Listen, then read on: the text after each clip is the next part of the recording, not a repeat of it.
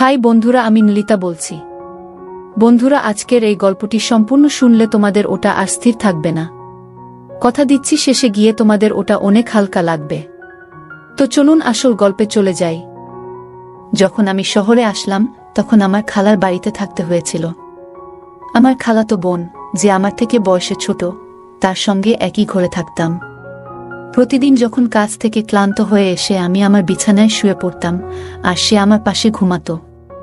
সেই রাতে বাড়ি ফিরতে একটু দেরি হয়ে গিয়েছিল। বাড়িতে ঢুকে বিছানায় গিয়ে শুয়ে পড়লাম, চোখ বন্ধ করে বিশ্রাম নিচ্ছিলাম। কিছুক্ষণ পর সে এসে আমার পাশে বসল, নিঃশব্দে মাথায় হাত বুলিয়ে দিল। তারপর ধীরে ধীরে আমার পায়ের কাছে বসে শান্তভাবে পা ম্যাসাজ করতে লাগল। সে আমাকে বলল, যতক্ষণ না তুমি পুরোপুরি আরাম পাচ্ছ আমি তোমার পাশে আছি। এই বলে সে আমার পা ম্যাসাজ করতে থাকল। তারপর সেদিন সকালে পূজা আর আমি দুজনেই বাড়িতে ছিলাম। পূজা হেসে আমার দিকে এগিয়ে এসে বলল, ভাইয়া, যদি কিছু প্রয়োজন হয় তবে নির্দ্বিধায় জানাতে পারো। সে আমার সামনে এসে দাঁড়ালো এবং আন্তরিকভাবে হাত বাড়িয়ে দিল। তার এই আচরণে আমি কিছুটা অবাক হলাম, যেন তার মধ্যে নতুন এক ধরনের আত্মবিশ্বাস ফুটে উঠেছে। এরপর সে আমার হাত ধরে আলতো করে তার কাঁধের কাছে নিয়ে গিয়ে বলল, যা ইচ্ছে করতে পারো, তবে আমাকেও কিছু সাহায্য করতে হবে। এই কথা বলে আমার খালাতো বোন দেখতে অনেক সুন্দর ছিল। তার চলাফেরা, আচার আচরণ আমাকে মুগ্ধ করত। তার গায়ের রং ছিল ফর্সা। শহরে থাকার কারণে সে সবসময় ছোট পোশাক পরে থাকত। এই পোশাকে তাকে অসাধারণ লাগত, কিন্তু সে আমার সাথে এমন কিছু করবে সেটা আমি ভাবতে পারিনি। বন্ধুরা, আজকের গল্পটা অনেক বেশি স্পেশাল হতে চলছে। আশা করছি তোমাদের ভালো লাগবে, তাই কেউ মিস করো না। গল্পটি ভালো লাগলে দয়া করে ভিডিওটি লাইক, শেয়ার এবং চ্যানেলটি সাবস্ক্রাইব করো। নাম আমার কুনাল। যে ঘরে আমি থাকছিলাম, প্রথমে ভেবেছিলাম সেই মেয়েটি বয়সে বেশ ছোট হবে, কিন্তু পরে বুঝলাম তেমন নয়। আমি কাজের প্রয়োজনে শহরে এসেছিলাম এবং খালুর বাড়িতে থাকছিলাম, কারণ মা চাইছিল না যে আমি অন্য কোনো জায়গায় থাকি। মা বলেছিলেন, শহরে তো তোমার খালুর বাড়ি আছে, সেখানে থাকাই ভালো। শহরে এসে একটি ভালো বেতনের চাকরি পেয়েছিলাম। যখন খালুর বাড়িতে পৌঁছালাম, দেখি বাড়িটি বেশ ছোট। আমাদের গ্রামে বড় বাড়িতে থাকতাম, আর এখন শহরে এই ছোট্ট বাড়িতেই থাকতে হবে। এই বাড়িতে একটি ছোট রান্নাঘর, একটি বেডরুম এবং একটি ছোট হল রুম ছিল। বাড়িতে খালু, খালা আর তাদের মেয়ে থাকত। খালু গ্রামের সবার কাছে বলতেন যে শহরে তার বড় বাড়ি আছে। তাদের মেয়ে পূজা এখন 18 বছর বয়সে পড়েছে। পূজাকে নিয়ে আমার কিছুই জানা ছিল না। যখন সে আমার জন্য এক গ্লাস পানি নিয়ে এলো, আমি অবাক হয়ে দেখলাম। শেষবার যখন দেখেছিলাম তখন সে মাত্র 9 বছরের ছিল। এখন সে অনেক বড় হয়ে আরো সুন্দর হয়ে উঠেছে। আমি পানি খেলাম, এরপর খালা আমার জন্য কিছু নাশতা নিয়ে এলেন। আমার খালু আমাকে দেখে বেশ খুশি হয়েছিলেন, কারণ মা আগেই তাকে বলে রেখেছিলেন যে আমি কিছুদিন শহরে তাদের বাড়িতে থাকব। যদিও আমার একটি ভালো বেতনের কাজ ছিল, মা বরাবরই বলতেন যে অন্য ছেলেদের সাথে থাকলে আমি হয়তো খারাপ হয়ে যাব। তাই মায়ের ইচ্ছাতেই খালুর বাড়িতে থাকার সিদ্ধান্ত নিয়েছিলাম। যখন আমার খালাতো বোন পূজা আর আমি প্রথম দেখা করলাম, সে আমাকে দেখে কিছুটা চুপ ছিল। খালু খালার বাড়িতে একটা ছোট ঘর ছিল পূজার জন্য, আর খালু খালা নিজেরা হলঘরেই ঘুমাতেন। আমি খালুকে বলেছিলাম, মাঝে মাঝে আমার কাজ করতে করতে দেরি হয়ে যায়, তাই একটু আলাদা ঘরের দরকার। খালু বললেন আমি যেন পূজার ঘরেই থাকি। পূজা কিছুদিনের জন্য হলে চলে গিয়েছিল আর আমি তার ঘরে থাকছিলাম। কিন্তু কয়েকদিন পর পূজা বলল যে হলে তার ঘুম ঠিক মতো হচ্ছে না, তাই আবার ঘরে ফিরে আসলো। এরপর থেকে সে আমার পাশে ঘুমাতে লাগলো। পূজা দেখতে সুন্দর আর তার বয়সও বাড়ছে। সেই রাতগুলোতে কখনো কখনো ঘুমের মধ্যে ভুল করে আমার হাত তার দিকে চলে যেত, কিন্তু আমি দ্রুত নিজের হাত সরিয়ে নিতাম। এরপর এক রাতে অনুভব করলাম সে যেন আমার পাশে আরো কাছে এসে শুয়ে আছে। ভেবেছিলাম হয়তো নিছকই কাকতালীয়, তবে এরপরের রাতগুলোতেও এমন অনুভূতি হচ্ছিল। খালুর বাড়িতে থাকতে থাকতে 20 দিন পার হয়ে গেছে, আর এই সময় পূজা আমার অনেক কাছের মানুষ হয়ে উঠেছে। আমরা মাঝে মাঝে অনেক রাত পর্যন্ত জেগে গল্প করতাম। আমরা বিভিন্ন বিষয় নিয়ে গল্প করতাম। আমার বিষয়ে জানার তার ভীষণ আগ্রহ ছিল, যা আমাকে বারবার ভাবিয়ে তুলছিল। সে সবসময় আমার কাছাকাছি থাকতে চাইত। মাঝে মাঝে খালা আমাদের গল্প করতে দেখতেন, কিন্তু তেমন কিছু বলতেন না, কারণ খালা আমাকে ভীষণ বিশ্বাস করতেন। এক রাতে আমি দেখি পূজা তার ফোনে কিছু দেখছে। কৌতূহলবশত আমি তার ফোনে উকি দিতে গিয়েছিলাম, কিন্তু সে সঙ্গে সঙ্গে ফোন বন্ধ করে দিল। তখন আমি তাকে মজা করে ফোনটি দিতে বললাম, কিন্তু সে ফোন না দেওয়ার জন্য অনুরোধ করল। আমি কিছু না বলে একদিকে ফিরে শুয়ে পড়লাম, কিন্তু কিছুক্ষণ পরে তাকে দেখি ঘুমিয়ে আছে। পূজার ফোনটি তার মাথার পাশে রাখা ছিল, তাই আমি আস্তে করে ফোনটি হাতে নেওয়ার চেষ্টা করলাম। সেই সময় পূজা পাশ ফিরল, আর আমার হাত তার উপর হালকা করে পড়ে গেল। আমি দেখি তার মুখে একটা মৃদু হাসি, যা দেখে বুঝতে পারলাম সে আসলে ঘুমায়নি। তাড়াতাড়ি ফোনটি হাতে নিয়ে খুলতে গিয়েছিলাম, কিন্তু ফোনটি লক ছিল। পূজা তখন হাসছিল, বুঝলাম হয়তো সে আগে থেকেই সব জানত। কিছুক্ষণ পর আমি চুপচাপ ঘুমিয়ে পড়লাম। এরপর কিছুদিন কেটে গেল, আর আমার মাসের বেতনও এসে গেল।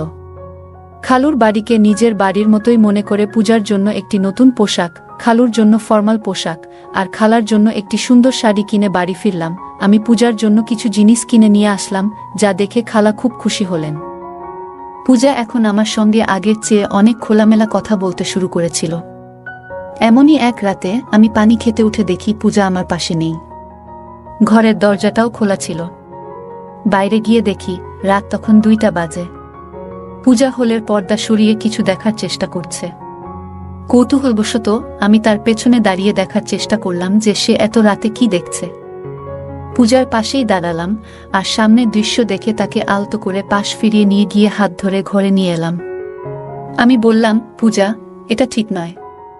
রাতে মা বাবার ব্যক্তিগত সময়ে উকি মারা মোটেই সঠিক নয়। পূজাকে এইভাবে দেখায় আমার একটু বিরক্ত লাগলো, আর সে দ্রুত ক্ষমা চেয়ে বলল, ভাইয়া, দয়া করে এই বিষয়টি নিয়ে কাউকে বলো না। আমি আর কখনো এমন কিছু করব না। আমি কিছু বুঝতে পারিনি। আসলেই পূজার ভুলটা হয়তো খুব বেশি ছিল না। খালু খালার মেয়েটা বড় হয়ে উঠেছে, আর তাদের এখন কিছুটা ব্যক্তিগত পরিসর দরকার।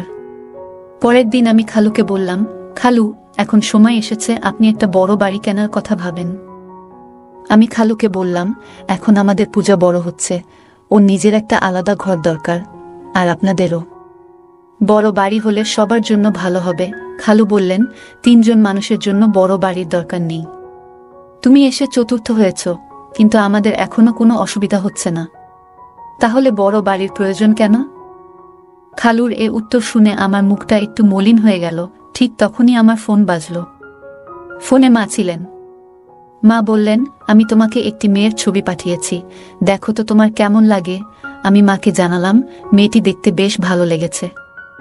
মা এতে খুশি হয়ে জানালেন 20 দিনের মধ্যে বিয়ের ব্যবস্থা করবেন।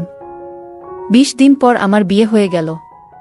কিছুদিনের ছুটি কাটিয়ে আমি আবার কাজের জন্য শহরে ফিরছিলাম। তখন মা বললেন, তোমার স্ত্রীকে সঙ্গে নিয়ে যাও।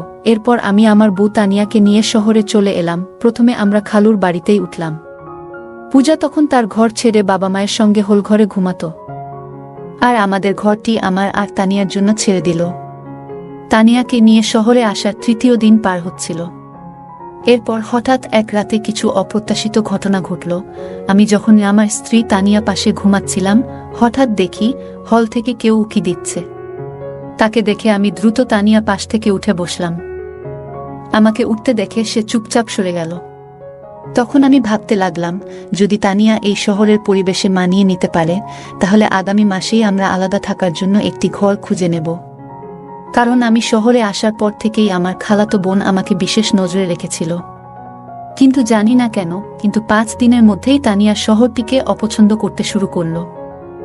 সে বলল, আমি এখানে বেশি দিন থাকতে পারবো না। গ্রামে থাকার অভ্যাস আছে আমার। এখানের পানি, এখানের বাতাস, কিছুই আমার ভালো লাগছে না। হঠাৎ করেই তানিয়ার শরীর খারাপ হতে লাগলো। অনেকদিন ধরে শহরের পানিতে আমার কোনো সমস্যা হয়নি, কিন্তু তানিয়ার শারীরিক অবস্থা খারাপ হতে শুরু করল।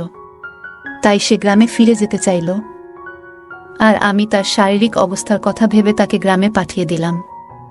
এরপর আমি খালুর বাড়িতে একাই থাকতে শুরু করলাম। তানিয়ার প্রতি আমার যতটা ভালোবাসা থাকার কথা ছিল, ঠিক ততটা যেন অনুভব করছিলাম না। তার ছবি দেখে যেমন ভেবেছিলাম, বাস্তবে তেমনটা ছিল না। বিয়ের সময় তাকে দেখেছিলাম খুবই আকর্ষণীয়, কিন্তু বিয়ের পর মেকআপ ছাড়া দেখলে তাকে কিছুটা আলাদা লাগত। আমার স্বপ্নের মতো ছিল না, তবে সে অনেক ভালো এবং নির্ভরযোগ্য, তাই ওর সঙ্গে জীবন কাটানোর সিদ্ধান্ত নিলাম। তানিয়া গ্রামে চলে যাওয়ায় আমার জন্য পরিস্থিতি একটু স্বাভাবিক হয়ে গেল। আমি শহরে কাজ করছিলাম, আর একা থাকার জন্য আলাদা খরচ করার প্রয়োজন মনে করিনি। মায়ের ইচ্ছাতেই খালুর বাড়িতে থেকে যেতেই মনে হলো ভালো। তানিয়া যাওয়ার পর 3 দিনের ছুটি নিয়ে বিশ্রাম নিলাম, কারণ কাজের চাপে বেশ ক্লান্ত হয়ে পড়েছিলাম। ছুটির দিন সকালে খালু তার কাজে বেরিয়ে গেলেন, আর খালাও প্রতিদিনের মতো তার অফিসে চলে গেলেন। সেদিন সকালে পূজা আর আমি দুজনেই বাড়িতে ছিলাম। নাস্তা করার পর আমি আমার ল্যাপটপ নিতে শোবার ঘরে যাচ্ছিলাম। ঘরের দরজায় কোনো কপাট ছিল না, তাই দরজা সবসময় একটু খোলা থাকত। সেদিন আমি খোলা দরজার ফাঁক দিয়ে দেখলাম পূজা নিজের পোশাক পরিবর্তন করছে। তার উজ্জ্বল গায়ের রং দেখে কিছুক্ষণের জন্য আমার দৃষ্টি আটকে গেল।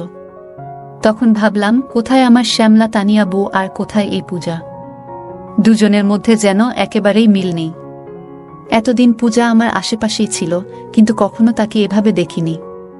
তার উজ্জ্বল গায়ের রং দেখে এক মুহূর্তের জন্য মনে হলো ভাগ্য যেন আমার সঙ্গে একটু খেলা করছে। তারপর তার কালো লম্বা চুলের দিকে তাকালাম, যা আমার মনে এক অদ্ভুত সাড়া জাগিয়ে তুলল। কিছুক্ষণ পর আমি যখন ঘর থেকে বের হলাম, তখনও তাকে দেখছিলাম, আর মনে হচ্ছিল সে সত্যিই অসাধারণ সুন্দর। খালু খালা সাধারণ মধ্যবিত্ত হলেও পূজার সৌন্দর্য যেন তাকে আরও আকর্ষণীয় করে তুলেছিল। সেদিন রাতে পূজা আমার ঘরে এসে বলল, ভাবি তো গ্রামে চলে গেছেন, এখন আমি আবার আমার ঘরে শান্তিতে শুতে পারব। সে আর হোল ঘরে শুতে চায়নি, তাই আমি তাকে আগের মতো আমার ঘরেই শোয়ার অনুমতি দিলাম। সেই রাতে ঘরে অন্ধকার ছিল, আর কিছুক্ষণ পর আমি শুনলাম কারো পায়ের শব্দ। ঘরের আলো জ্বালিয়ে দেখি পূজা তার আলমারির পোশাকের কাছে দাঁড়িয়ে আছে। আমি তার কাছে গেলাম, কোনো কথা না বলে আমার শার্ট খুলে রেখে দিলাম, তারপর আলো নিভিয়ে শুয়ে পড়লাম। মনে হলো পূজাও হয়তো পোশাক বদলানোর জন্য দাঁড়িয়েছিল, তাই আলো নিভিয়ে দিয়েছিলাম। কিছুক্ষণ পর আবার একবার আলো জ্বালালাম, তখন দেখলাম পূজা ছোট পোশাকে দাঁড়িয়ে আছে। তাকে এভাবে দেখে আমি একটু লজ্জা পেলাম। তারপর আবার আলো বন্ধ করে ঘুমিয়ে পড়লাম। সে সবসময় ছোট পোশাক পরত, যা তাকে অসাধারণ লাগত। পরের দিনও আমার ছুটি ছিল, কারণ আমার পুরো 3 দিনের ছুটি ছিল। তখন আমার এক বন্ধু প্রস্তাব দিল, চলো আজ কোথাও ঘুরতে যাই। দুপুরে আমরা বের হলাম, আর তখনই একটি দামি ক্যাফেতে পূজাকে বসে থাকতে দেখলাম। তার বন্ধুরা বেশ অভিজাত সাজে বসেছিল, আর পূজা অন্য ধরনের পোশাক পরেছিল। এরপর আমি উঠে গিয়ে পূজার সাথে দেখা করলাম এবং জিজ্ঞাসা করলাম, এটা কি হচ্ছে? সে আমাকে তার এক বন্ধু থেকে আলাদা করে নিয়ে বলল, কুনাল, আমি আজ রাতে তোমার সব প্রশ্নের উত্তর দেব। তুমি এখন এখানে থেকে চলে যাও প্লিজ। আর হ্যাঁ, আমি না বলা পর্যন্ত চুপ থাকো। এরপর রাতে খালু খালা ঘুমিয়ে যাওয়ার পর আমি পূজার কাছে গেলাম এবং জিজ্ঞাসা করলাম, আচ্ছা এখন বলো। পূজা বলল, এটা হলো উচ্চমানের জীবনের কিছু অংশ। কেন? আমি কি এভাবে থাকতে পারি না? পূজা 18 বছরের একটি মেয়ে হলেও তার কথাবার্তা ও আচরণে এক ধরনের পরিবর্তন লক্ষ্য করলাম। কথা বলতে বলতে সে আমার আরও কাছে চলে আসে। আমার বিয়ের পর থেকে আমি অনুভব করেছি যে এক নারীর সঙ্গ কতটা বিশেষ, আর পূজাকে কাছে পেয়ে আমি যেন একটু বিভ্রান্ত হয়ে পড়লাম। তবে নিজেকে সামলে নিয়ে আমি তাকে কিছুটা দূরে সরিয়ে দিলাম। সেদিন রাতে আমি তাকে দূরে রেখেই শুয়ে পড়লাম এবং সকালে উঠার আগেই ঘর থেকে বেরিয়ে গেলাম। আমি বসার ঘরে বসে সকালে নাস্তা করছিলাম, তখন দেখলাম পূজা একটু অস্বাভাবিকভাবে হাঁটছে। বুঝতে পারছিলাম না কেন সে এমনভাবে হাঁটছে। মনে হলো হয়তো তার পায়ে কিছু হয়েছে। যখন খালা পূজাকে এভাবে হাঁটতে দেখলেন, তিনি জিজ্ঞাসা করলেন, পূজা, তুমি এমনভাবে হাঁটছ কেন? পায়ে কিছু হয়েছে নাকি? পূজা সরাসরি আমার দিকে তাকিয়ে বলল, কুনালি ভালো জানে আমার পায়ের কি সমস্যা হয়েছে। তার এভাবে ইঙ্গিত করায় আমি কিছুটা বিব্রত বোধ করলাম, কারণ আমি নিজেই জানতাম না কেন সে আমাকে এভাবে বলল। এরপর আমি খালাকে বুঝিয়ে বললাম যে রাতে শুতে গিয়ে পূজার পা হয়তো বিছানার কোণে লেগে গিয়েছিল। পূজা সকাল থেকে আমাকে খুব অদ্ভুত দৃষ্টিতে দেখছিল। আমি ভাবলাম খালা কাজের জন্য বেরোলেই তাকে জিজ্ঞাসা করব কেন সে এমন মিথ্যে বলেছিল। সে তখন বলল, আজ তো শুধু মায়ের সামনে এমন হাঁটছিলাম, কাল বাবার সামনেও একইভাবে হাঁটব। আমি আরও অনেক কিছু করতে পারি, যদি তুমি আমাকে আমার ইচ্ছামতো কিছু না দাও। আমি পূজাকে বললাম, যখন তোমার এমন কিছু প্রয়োজন নেই, তখন কিভাবে তোমায় আমি কিছু দিতে পারি? পূজা আমার দিকে এগিয়ে এসে হেসে বলল, যা প্রয়োজন তা চাইলেই নিতে পারো। সে আমার সামনে দাঁড়িয়ে হাত বাড়িয়ে দিল। তার আচরণে আমি একটু অবাক হলাম।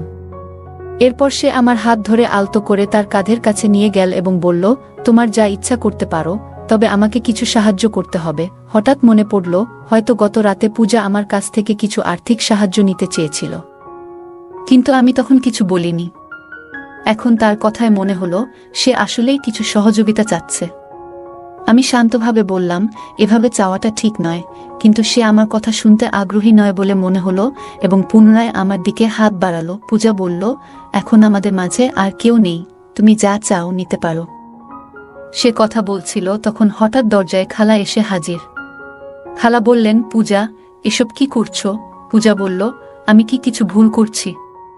আমি চাই ভালোভাবে বাঁচতে, তাই যা প্রয়োজন সেটাই করছি। আপনি কি আপনার ম্যানেজারের সাথে এমন কিছু করেন না এবং তাতে টাকা নেন না? আমি সবই দেখেছি। আমিও চাই এই বাড়িতে নিজের উপার্জনের পথ খুঁজে নিতে। তাই এতে ভুল কি? খালা পূজার কথায় চিৎকার করে বললেন, তুমি একদম বোকা। বড়দের সাথে কিভাবে কথা বলতে হয় সেটুকুও জানো না। খালা পূজার মুখ বন্ধ করার জন্য তার দিকে এগিয়ে আসছিলেন, তখন আমি তাকে থামালাম। আমি খালাকে জিজ্ঞাসা করলাম, পূজা যা বলছে সেটা কি সত্য? খালা মাথা নিচু করে চুপ থাকলেন, কিছু বলতে পারলেন না। তখন আমি বললাম, খালা, আপনি কি জানেন এসব দেখে পূজা কতটা প্রভাবিত হয়েছে? আমি এই বাড়িতে আসার পর একবার নয়, দুবার পূজাকে আমার পকেট থেকে টাকা নিতে দেখেছি। শুধু একবার নয়, একাধিকবার আমার টাকা হারিয়েছে। হয়তো আপনাদের আচরণের কারণেই সে এমন করছে। আমি সবসময় শান্ত থাকতাম, এই পরিবারের কোনো সদস্যের উপর কখনো সন্দেহ করিনি। তবে এখন মনে হচ্ছে পূজার এই সমস্যার স্থায়ী সমাধান করা জরুরি, কারণ তার অবস্থা দিন দিন খারাপের দিকে যাচ্ছে। পূজাকে টাকা নিতে দেখার পর থেকেই আমি তার দিকে নজর রাখছিলাম। সে এখন আমার সামনে আর টাকার জন্য চেষ্টা করতে পারছে না, তবে জানতাম না সে এমন কোনো পথ বেছে নেবে। এবার সত্যিটা বলুন, খালু যখন বাইরে থাকেন তখন আপনারা দুজন কি করেন? আমার প্রশ্নে খালা কেঁদে ফেললেন এবং বললেন, দয়া করে শান্ত থাকো, আর তোমার খালুকে এসব কিছু বলো না। আমি একবার কোম্পানির এক সহকর্মীকে কাজে সাহায্য করতে গিয়েছিলাম। তারপর থেকে তার নজর আমার দিকে পড়ে এবং আমাদের মধ্যে সম্পর্ক তৈরি হয়। এই সম্পর্ক শুধুই টাকার কারণে। তোমার খালুর কাছে টাকা থাকলেও তিনি আমাদের ঠিকমতো খুশি রাখতে পারেন না, এমনকি নিজের প্রয়োজনেরও খেয়াল রাখেন না। তাই কোম্পানির ম্যানেজার থেকে যে অর্থ পাই তা দিয়ে আমি আর পূজার প্রয়োজন মেটাই। তোমার খালুর শহরে আরেকটি বড় বাড়ি আছে, তবে সেটি ভাড়া দিয়ে তিনি কিছু আয় করেন। খালা বললেন, তোমার খালুর সাশ্রয়ী মনোভাবের কারণে আমাদের এমন ছোট্ট একটি ঘরে মানিয়ে নিতে হয়েছে। এতে আমাদের জীবন কঠিন হয়ে উঠেছে, তবে এখন আমার ভুল বুঝতে পেরেছি। তারপর খালা পূজার দিকে তাকিয়ে বললেন, পূজা, আমাকে ক্ষমা করো। আমি আজ থেকে চাকরি আর ম্যানেজারের সাথে সম্পর্ক ছেড়ে দেব। পূজা বলল, মা, আমি ইচ্ছে করেই এসব করেছি যাতে আপনি এই পথ ছেড়ে দেন। যখন কুনাল দাদাভাই আমাকে টাকার জন্য সন্দেহ করেন তখন তাকে পুরো সত্যটা বলেছিলাম। আপনি নিজের কর্ম নিয়ে ভাবেননি, আর আমার চোখ খুলে দেওয়ার জন্য কুনাল দাদাভাইয়ের প্রতি আমি কৃতজ্ঞ। আজ আপনি যেমন নিজের ভুল বুঝলেন, আমিও আমার ভুল বুঝেছি পূজা, এবং আমি মিলে খালাকে তার ভুলের কথা মনে করিয়ে দিলাম। আমিও তাকে বোঝালাম এবং একটি ছোট্ট পরিকল্পনা সাজানোর পরামর্শ দিলাম। শেষমেশ খালা আমার কথা মেনে নিলেন এবং পূজাকে নিয়ে চিরদিনের জন্য তার নিজের বাড়ি চলে যাওয়ার সিদ্ধান্ত নিলেন। এরই মধ্যে খালু হঠাৎ একটি সিদ্ধান্ত নিলেন, ছোট বাড়িটি ছেড়ে শহরের বড় বাড়িতে স্থানান্তর করার। খালুর এই সিদ্ধান্ত শুনে খালা এবং পূজা দুজনেই খুশি হল এবং আমাকে ধন্যবাদ দিল। সেই দিন থেকেই খালু তার সাশ্রয়ের অভ্যাস অনেকটাই কমিয়ে আনলেন। আমিও জীবনের পথে মায়ের কাছ থেকে শিখেছি যে অর্থ বাঁচানো গুরুত্বপূর্ণ, তবে পরিবারের মানুষদের খুশি রাখাও সমান জরুরি। যদি কেউ সবসময় তার স্ত্রী ও সন্তানদের সব কিছুতেই মানা করে, তবে তারা ভুল পথে যেতে পারে। একজন মানুষ তার পরিবার এবং নিজের জন্যই উপার্জন করে। সঞ্চয় করা ভালো, তবে নিজের পরিবারকে কষ্ট দিয়ে নিজের জীবনকে সীমাবদ্ধ রেখে সঞ্চয় করা ঠিক নয়। অতিরিক্ত সাশ্রয়ী মনোভাবের কারণে কখনো কখনো আমাদের পরিবারের কেউ দুর্ভাগ্যের মুখোমুখি হতে পারে। তাই টাকা জমাতে হবে, তবে এতটাই যেন আমরা আমাদের জীবন উপভোগ করতে না ভুলে যাই। পরিবারকে ভালো রাখার জন্য টাকা জমানো প্রয়োজন, তবে পরিবারের সদস্যদের প্রতি যত্ন ও খুশির বিশ্বাসটি ত্যাগ করা ঠিক নয়। যদি পরিবারের সঙ্গে যুক্ত কেউ অতিরিক্ত সাশ্রয়ী হয় তবে এর নেতিবাচক প্রভাব হতে পারে। অর্থ জমানোর সাথে সাথে পরিবারের সদস্যদের চাহিদা এবং মানসিক অবস্থার প্রতিও যত্ন নেওয়া জরুরি। পারিবারিক সমস্যাগুলি সময়মতো আলোচনা করে সমাধান করা প্রয়োজন। যদি খালা এবং পূজার মধ্যে কথোপকথন না হতো তাহলে সমস্যাগুলি আরও জটিল হয়ে উঠত। একে অপরের কথা শোনা, ভুল বোঝাবুঝি দূর করা এবং সমস্যা নিয়ে খোলামেলা আলোচনা করা অনেক ক্ষেত্রে সমাধানের পথ খোলে। একজন মানুষ তার পরিবারের জন্যই পরিশ্রম করেন, তাই তাদের সুখ ও সন্তুষ্টি নিশ্চিত করাও তার দায়িত্ব। পরিবারের চাহিদা পূরণে সচেতন না হলে সদস্যদের মাঝে অসন্তোষ জন্মাতে পারে এবং তারা ভুল পথে যেতে পারে। গল্পের শেষে খালা ও খালু তাদের ভুল বুঝতে পেরে পরিবর্তনের সিদ্ধান্ত নেন। আমাদের জীবনেও অনেক সময় ভুল হতে পারে, তবে সেগুলো থেকে শিক্ষা নিয়ে সম্পর্কগুলো আরও মজবুত করে তুলতে হবে। গল্পটি আমাদের শেখায় সমস্যাগ্রস্ত কাউকে সহানুভূতির সাথে বোঝানো এবং সঠিক পথে নিয়ে আসা একজন ভালো মানুষের বৈশিষ্ট্য। বন্ধুরা, যদি এই গল্পটি ভালো লেগে থাকে তাহলে দয়া করে ভিডিওটি লাইক করুন এবং আমাদের চ্যানেলটি সাবস্ক্রাইব করুন। পাশে থাকা বেল আইকনটি প্রেস করুন যাতে করে আমরা যখনই নতুন ভিডিও আপলোড করি তার নোটিফিকেশন সবার আগে আপনার কাছে পৌঁছে যায়। ধন্যবাদ, দেখা হবে আমাদের পরবর্তী ভিডিওতে।